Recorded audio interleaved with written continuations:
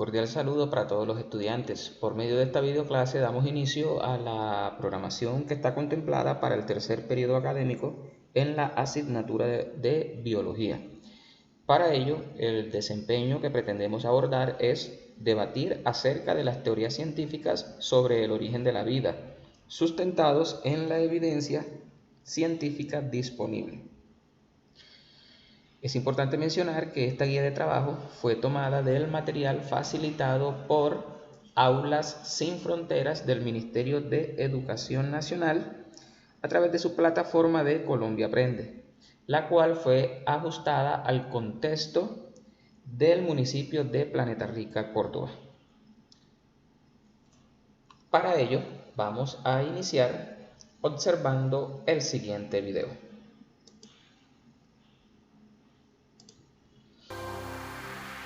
¿Alguna vez has escuchado hablar de las muelas cordales o también conocidas como las muelas del juicio?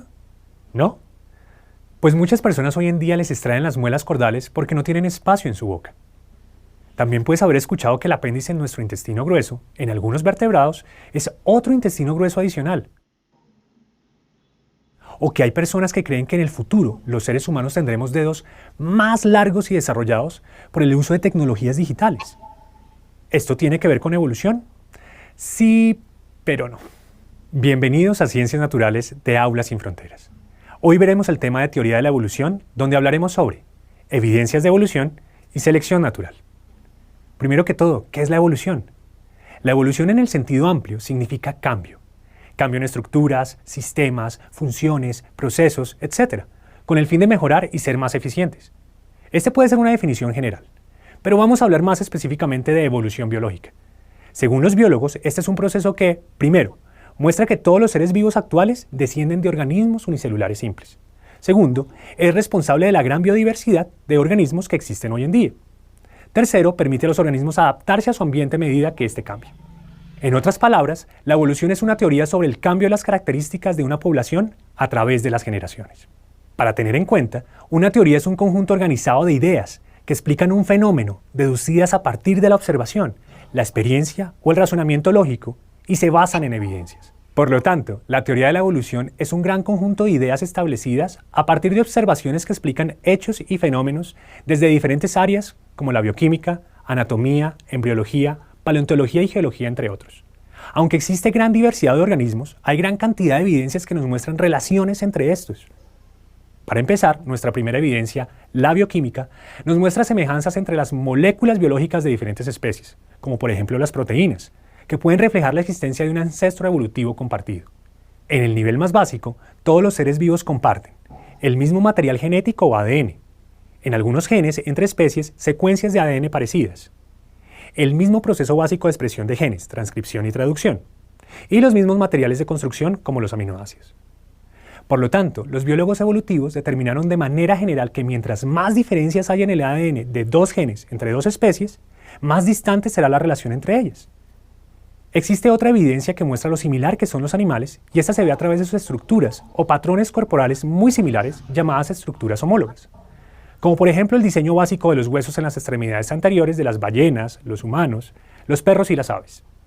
Aunque por fuera se ven diferentes, presentan una organización similar estos huesos y son considerados una homología estructural. Las homologías estructurales indican la existencia de un ancestro común compartido. La teoría de la evolución también está apoyada por la biogeografía o distribución de los organismos en la Tierra.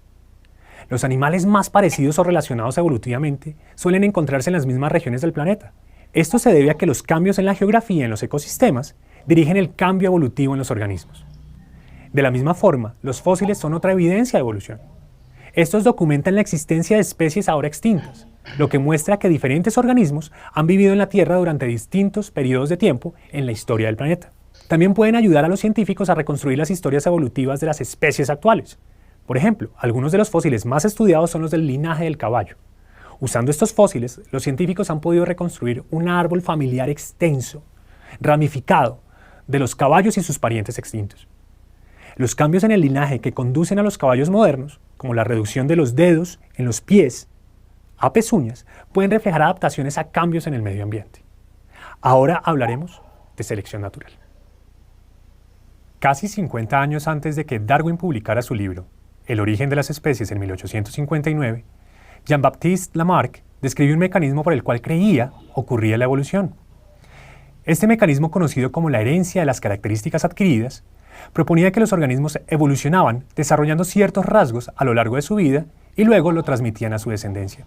Lamarck utilizó varios ejemplos, pero el más famoso fue el de las jirafas. Por registro fósil, Lamarck conocía el antepasado de las jirafas. Este tenía cuello corto y suponía que las jirafas se pasaban la vida estirando sus cuellos para alcanzar las ramas más altas. Por lo tanto, al usar el cuello todo el tiempo, este se desarrollaría y la descendencia tendría cuellos cada vez más altos. Sin embargo, sabemos hoy en día que la transmisión de las características a nivel genético no sucede de esa manera. Darwin explicó cómo la evolución podía ocurrir. Primero estableció que existe variación entre individuos de una misma especie. Segundo, estableció que la escasez de recursos lleva a estos individuos de la misma población a competir por estos. Esto permite que unos individuos mueran y otros sobrevivan. De este razonamiento, Darwin concluyó que los individuos de una población que tienen variaciones beneficiosas tendrán mayor probabilidad de sobrevivir y reproducirse que aquellos que no las tienen. De hecho, los organismos individuales no evolucionan. En el caso de las jirafas, variaciones en la característica de cuello en la población permitirá que las jirafas con cuellos más largos tengan mayor posibilidad de supervivencia sobre las que no tienen esta característica. Esto nos lleva a la supervivencia del más apto. Veamos el siguiente ejemplo. En el caso de la teoría de Lamarck, Lamarck afirmaba que las jirafas hace millones de años tenían cuellos cortos y saltaban para alcanzar el alimento. Por lo tanto, tendrían cada vez cuellos y extremidades más largas que transmitirían a su descendencia, como lo vemos en la figura. Y estas son las jirafas que existen hoy en día. Por otro lado, Darwin afirmaba que existe variación entre individuos de una población, como vemos en la gráfica, diferentes individuos con diferentes características de cuello. Es así que en el ecosistema 1, los individuos más aptos a este serían las jirafas con cuellos más cortos y se reproducirán más que las demás, ya que los árboles tendrían una talla más bajita. Luego, el ecosistema 1 cambia y se vuelve el ecosistema 2, con árboles cada vez más altos, y los individuos de la población con cuellos más largos tendrían mayores posibilidades de sobrevivir y por lo tanto de reproducirse. Esto generará cambios en la población, teniendo cada vez más individuos con cuellos largos que cortos. Es así como Darwin explicó la teoría de la evolución. Espero haberlos convencido de que la evolución es más que una teoría. Hasta la próxima.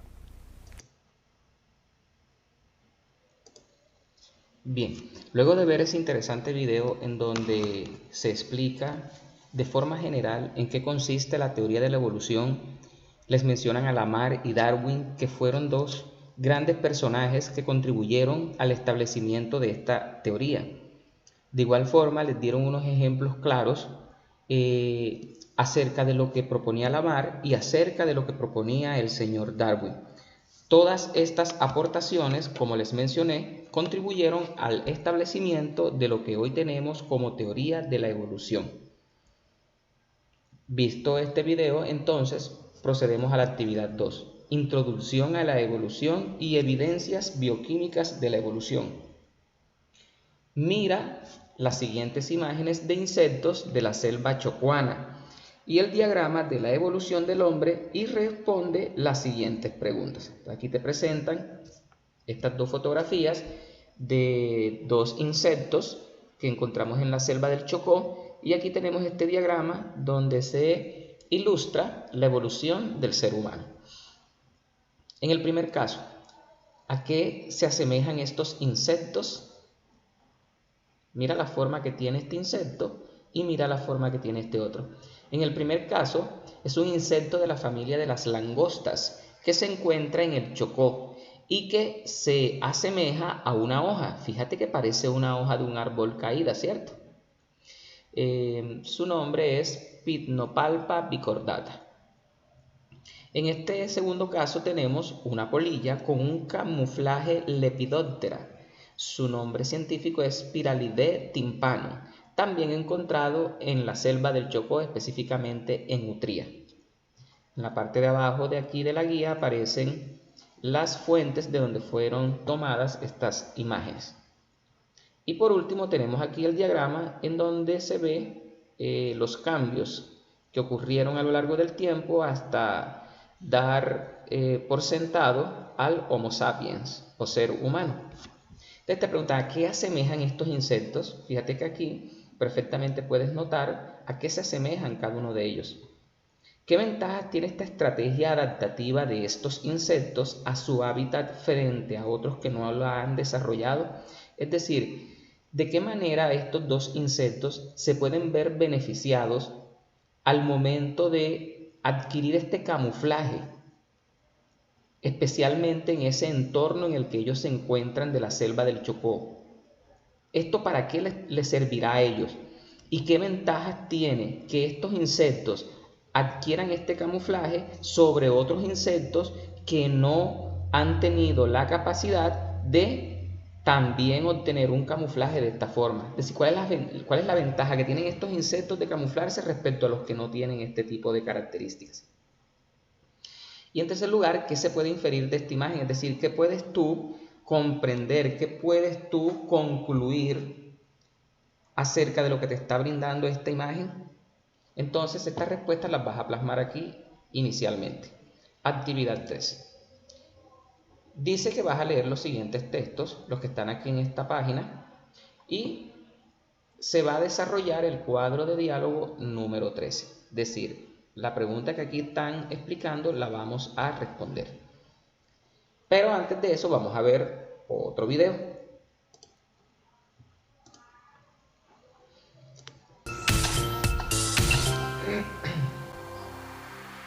Nuestro planeta tiene millones de especies, mamíferos, insectos, reptiles, anfibios, aves, plantas, todos muy distintos entre sí. Y es gracias a esta observación que surge una de las preguntas clave en las investigaciones a lo largo de los años. ¿Cómo se forman las nuevas especies?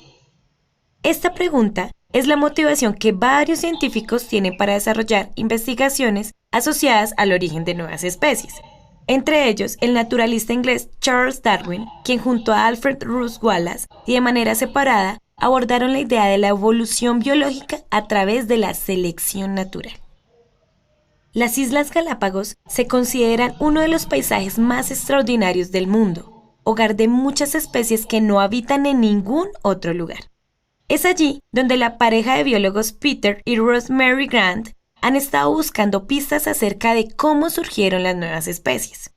Una idea sobre cómo se producen los procesos de diversificación nace del estudio del ADN, que ya se hizo a las 13 especies de pinzones que habitan una de las islas.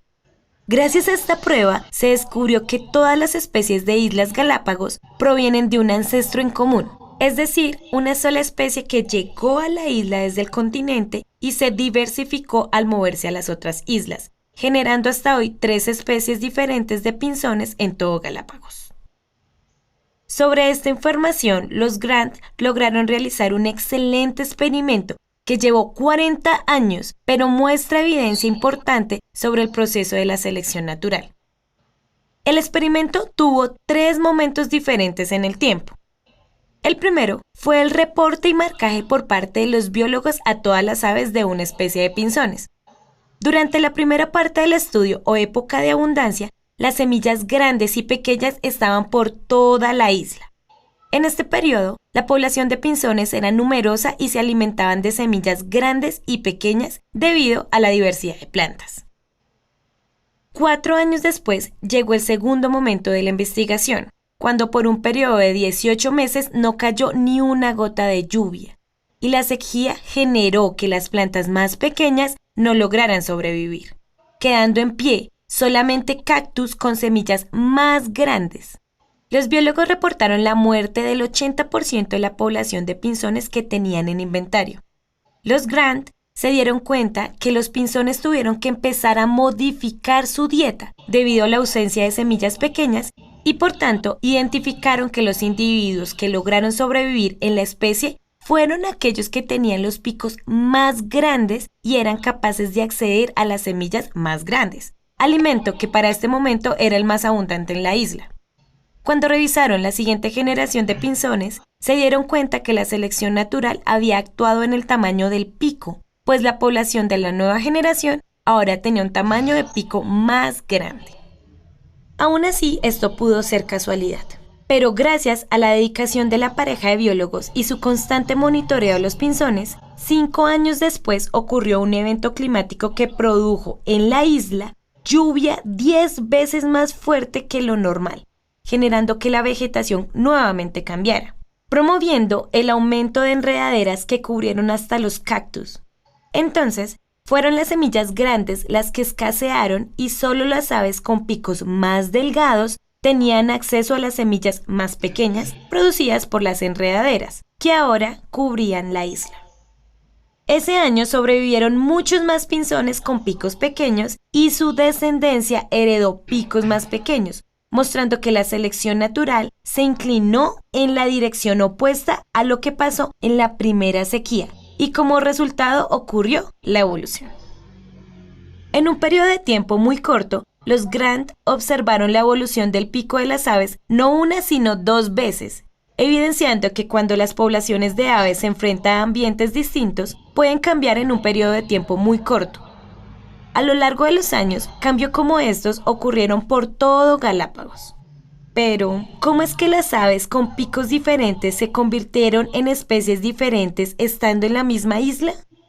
Pues bien, los Grant identificaron que los machos empezaron a aparearse solamente con las hembras cuyo pico era igual al suyo, e igualmente empezaron a emitir sonidos particulares que con el tiempo hicieron que solo buscaran hembras cuyo canto fuera igual. Así empezaron a reproducirse solo entre aves con cantos y picos iguales, y a descartar aves que no compartieran esas características, evidenciando que el comportamiento es parte fundamental en la selección de parejas y por tanto es la clave en el proceso de especiación o creación de nuevas especies. Ahora piensen en su experimento, en sus predicciones y reflexiones sobre la información para responder las preguntas de análisis.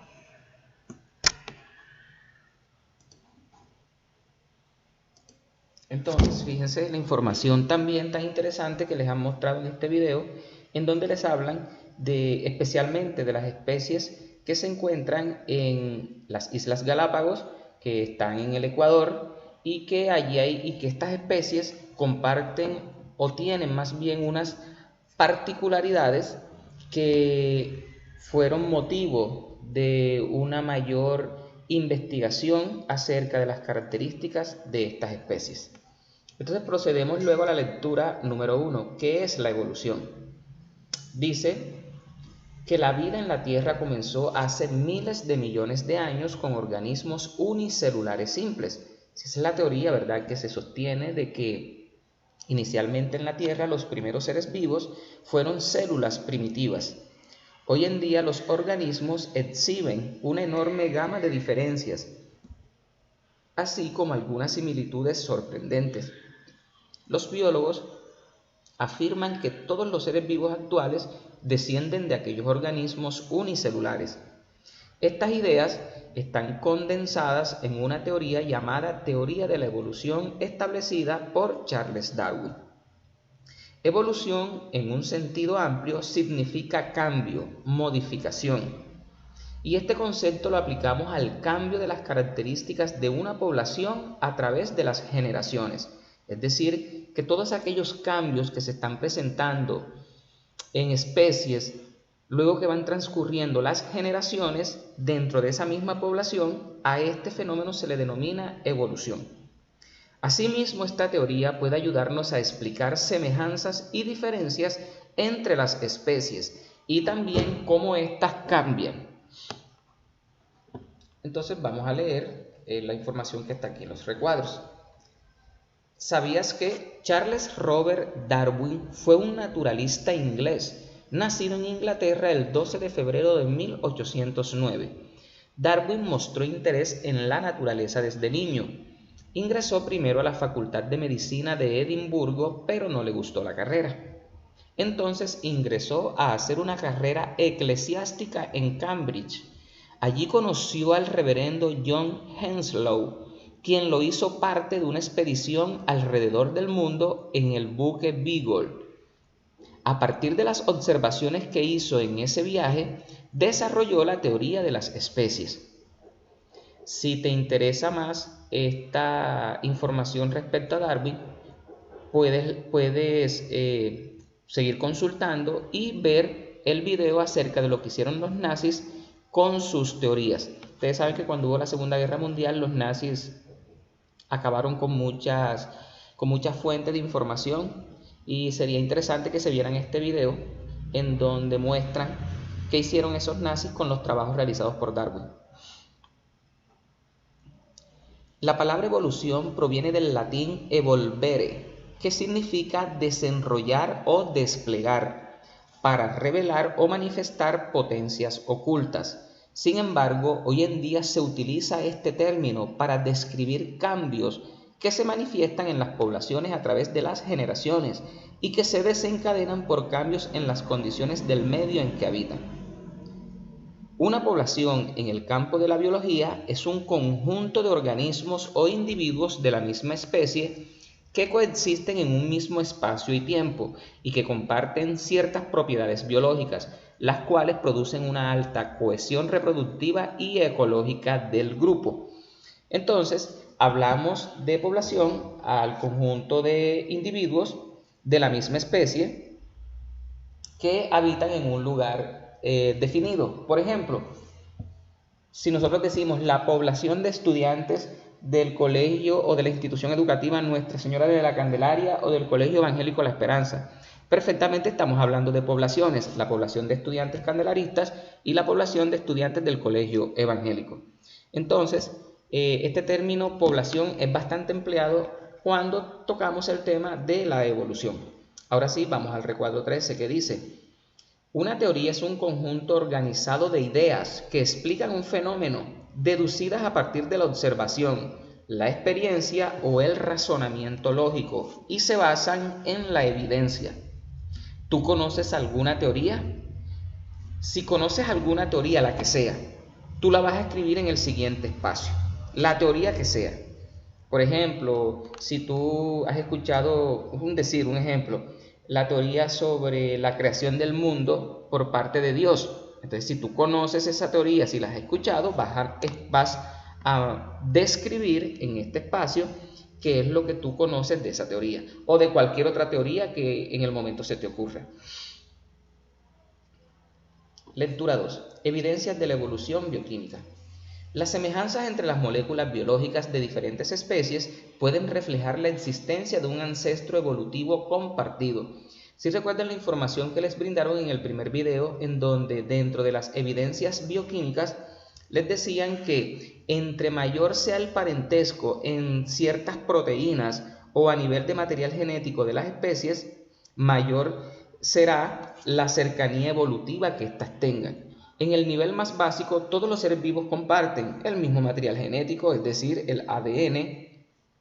En algunos genes entre especies también presentan secuencias de ADN parecidas, el mismo proceso básico de expresión de genes, como es la transcripción y la traducción. Fíjense que esta es la misma información que les mencionaron en el video inicial.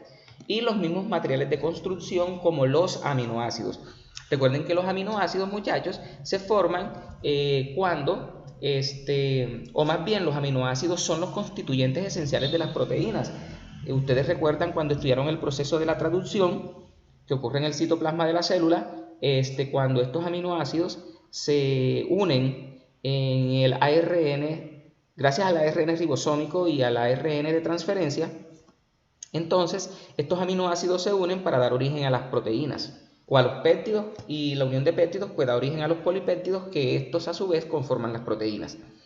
Estas características compartidas sugieren que todos los seres vivos descienden de un ancestro común y que dicho ancestro tenía ADN como material genético, usaba el código genético y expresaba sus genes mediante transcripción y traducción. Es decir, el hecho de que todas las especies en el planeta Tierra, desde la bacteria más simple hasta el animal o el árbol más grande, tienen una particularidad en común, y es que todas tienen ADN y además los procesos de síntesis de proteínas que se llevan a cabo en cada uno de estos seres vivos es el mismo. Entonces, eso da lugar a mencionar que todos provenimos de un ancestro común. Y ese ancestro común obviamente tenía como material genético el ADN. Todos los organismos actuales comparten estas características porque fueron heredadas de dicho ancestro y porque cualquier cambio grande en esta maquinaria básica habría afectado la funcionalidad de las células. A menudo los biólogos comparan las secuencias de genes relacionados de diferentes especies para analizar cómo se relacionan evolutivamente estas especies entre sí. Es decir, entre mayor sea el parentesco a nivel molecular, a nivel del material genético, a nivel de proteínas, ¿sí?, significa que ellos provienen de un antepasado común y que evolutivamente están más emparentadas entre sí. Y obviamente, si tienen muchas diferencias a nivel de material genético o de proteínas, significa de que están muy distantes evolutivamente hablando. La idea fundamental detrás de este método es que dos especies tienen el mismo gen debido a que lo heredaron de un ancestro común. Por ejemplo, los humanos, las vacas, los pollos y los chimpancés tienen un gen que codifica para la hormona insulina, porque este gen ya estaba presente en su último ancestro común. Es decir, el gen que permite que nosotros los seres humanos produzcamos insulina es el mismo gen que va a tener la vaca, la gallina y el chimpancé. Precisamente porque, según la teoría de la evolución, ese gen fue heredado de un ancestro común.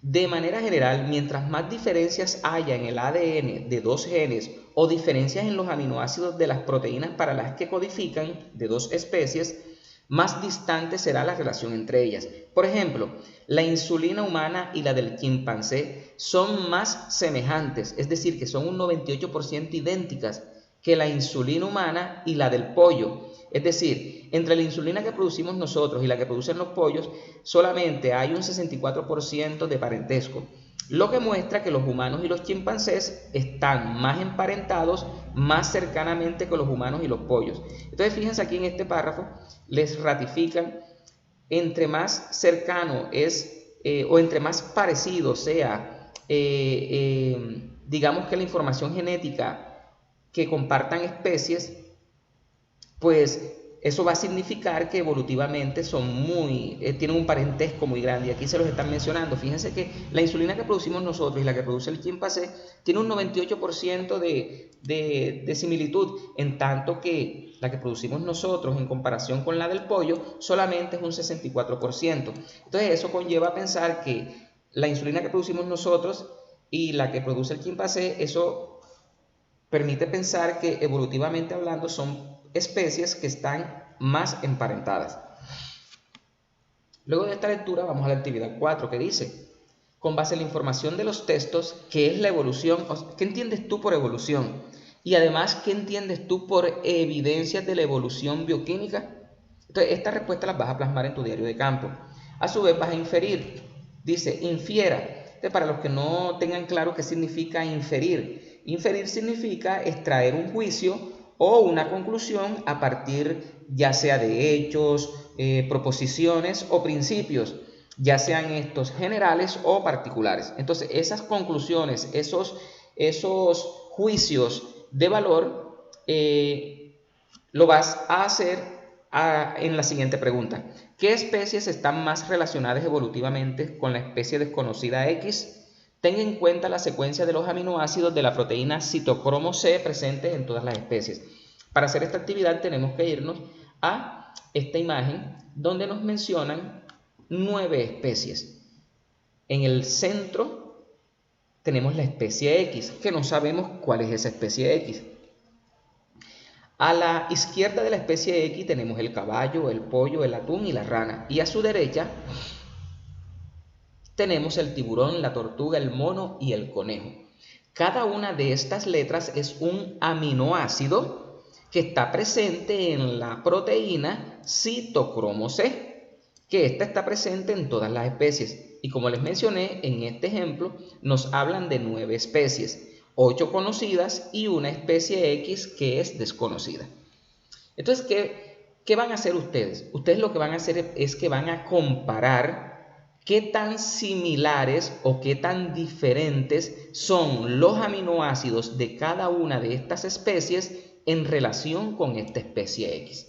Eso es lo que vamos a hacer. Mira lo que te están diciendo acá. ¿Qué especies están más relacionadas evolutivamente con la especie desconocida X? ¿Cómo sabes tú cuáles son las especies relacionadas evolutivamente? De acuerdo a la explicación que aquí se te brindó. Entre más similitud haya, en este caso en los aminoácidos de esta proteína citocromo C que hay entre estas especies, entre más similar sean esos aminoácidos, eso significa que están relacionadas evolutivamente. Entonces tú vas a tomar como patrón la especie X. Entonces mira cuáles son los aminoácidos que tiene la especie X. Sí, eso es lo que de aquí vas a partir tú, de la especie X, de esta especie. Mira que tiene estos aminoácidos. Aquí están con sus respectivas letras. Cada una de estas letras es un aminoácido diferente. Ahora, por ejemplo, vas a comparar la especie X primero con el caballo. Entonces tú comienzas a notar en qué se parecen estos aminoácidos. Fíjate que estos tres primeros, el cuarto, son idénticos. Pero ¿qué pasa? En el 47, ¿verdad? Fíjate que en el caballo aparece una T y en la especie X aparece una S. Y aquí va a haber una diferencia si te das cuenta. Si miras el 49 ya es idéntico, en el 50 hay diferencias, en el 53 son idénticas, siguen siendo idénticas, en el 62 ya son diferentes. Y fíjate, la mayoría de los aminoácidos de la especie X son muy similares a las del caballo. Entonces, esas diferencias son las que tú debes de tener en cuenta. Así como tú vas a comparar la especie X con el caballo, también lo vas a hacer con el pollo, con el atún, con la rana, con el tiburón, con la tortuga, con el mono y con el conejo. O sea, vas a comparar esta secuencia de aminoácidos con la secuencia de aminoácidos de cada una de estas especies. Y recuerda, entre menos diferencias en los aminoácidos hayan, significa que esas especies están emparentadas evolutivamente con la especie X. Y entre más diferencias hayan entre los aminoácidos, significa que evolutivamente están bastante alejadas. Entonces, eso es lo que... Entonces te preguntan, ¿qué especies están más relacionadas? Entonces, de acuerdo a ese análisis, puedes responder. Dice, para esta actividad no olvide que cuanto mayor sea el tiempo en que los organismos divergieron, es decir, en que comenzaron a cambiar de un ancestro común, mayor será la diferencia que se puede esperar en sus secuencias de aminoácidos. Lo que hemos discutido hasta el momento.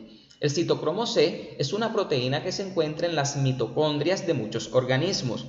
Es decir, ustedes saben que nosotros tenemos mitocondrias en nuestras células y que en estas mitocondrias se realiza el proceso de respiración celular. Gracias a ese proceso, nosotros obtenemos la energía para poder hacer todas las actividades que hacemos. Consiste en una cadena de aproximadamente 104 aminoácidos. Esta figura muestra las partes correspondientes de la secuencia de aminoácidos del citocromo C de 9 vertebrados. Todos estos son vertebrados, ¿oyeron? Es decir, que tienen un sistema óseo interno constituido.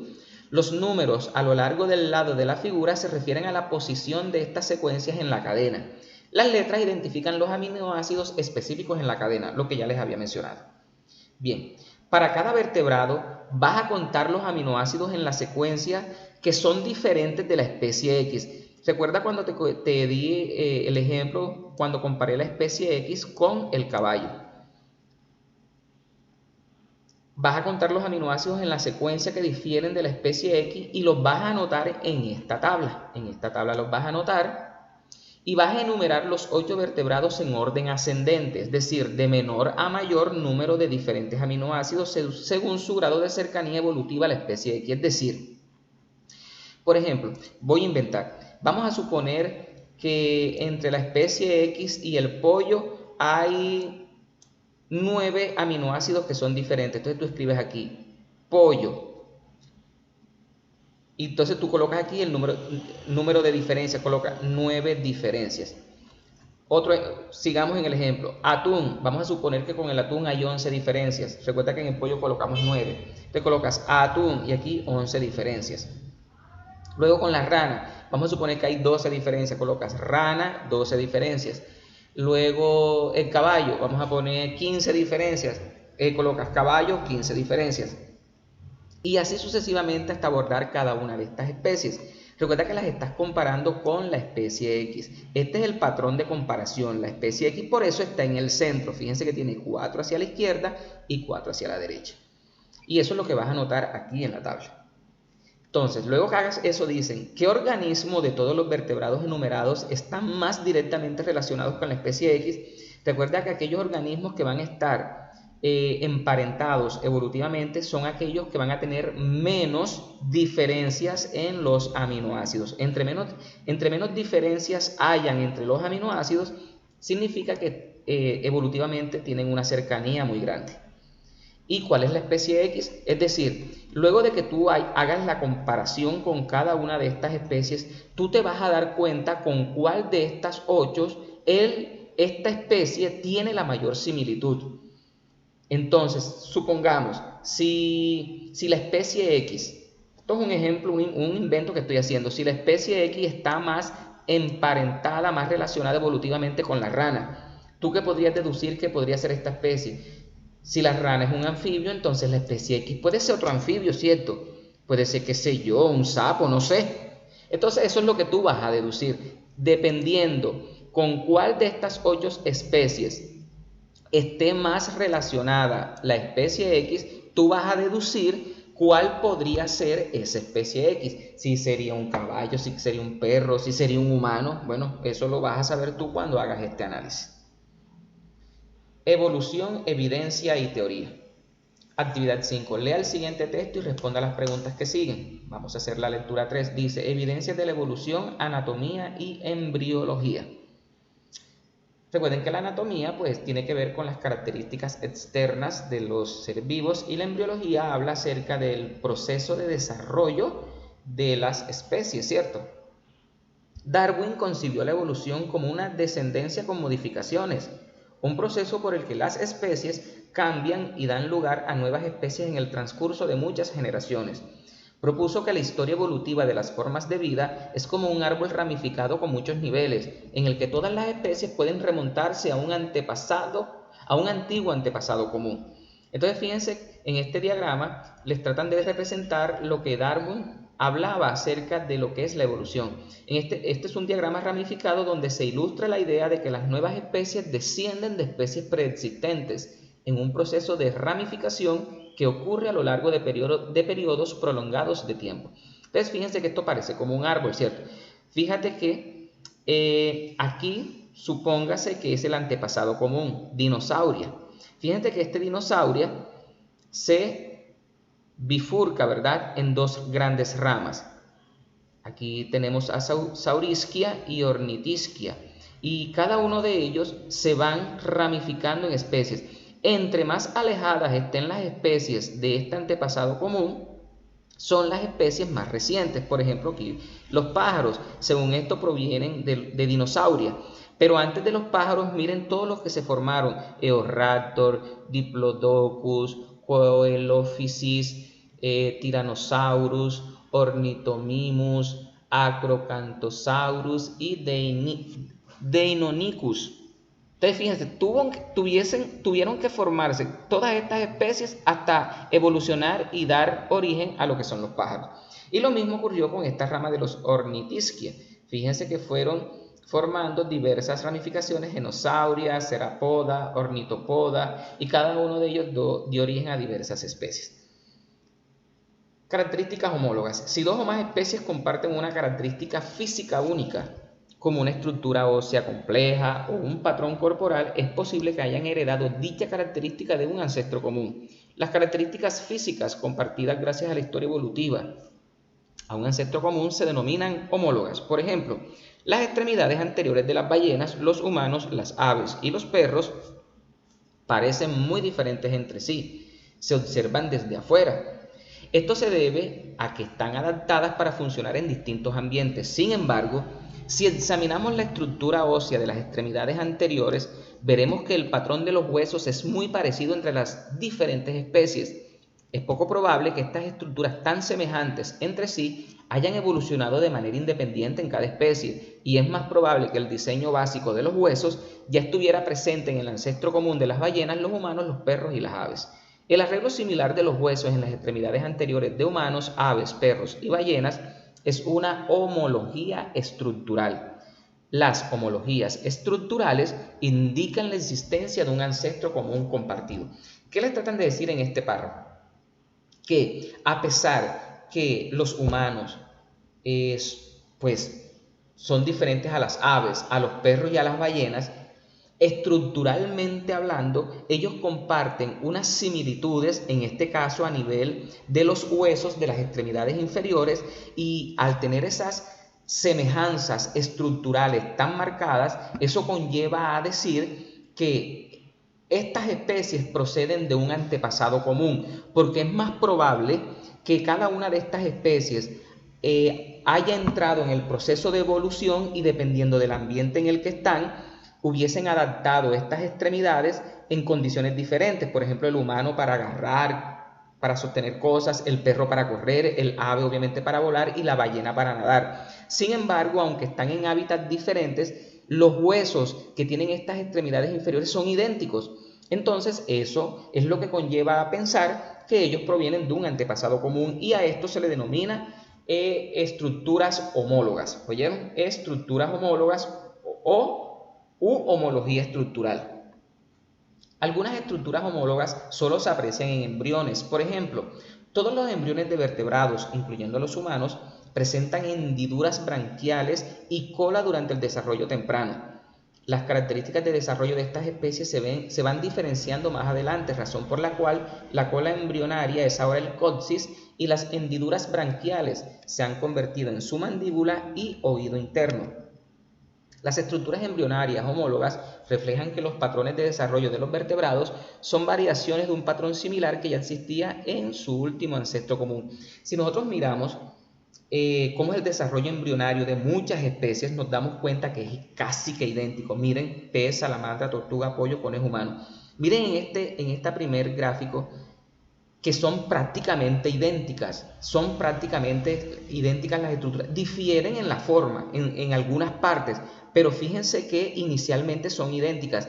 En la medida que va ocurriendo el desarrollo embrionario es cuando se comienzan a apreciar ya diferencias más marcadas a nivel anatómico. Pero fíjense que a partir del desarrollo embrionario también se dice que procedemos de un antepasado común, porque al inicio del desarrollo son muy similares en las características que se comparten.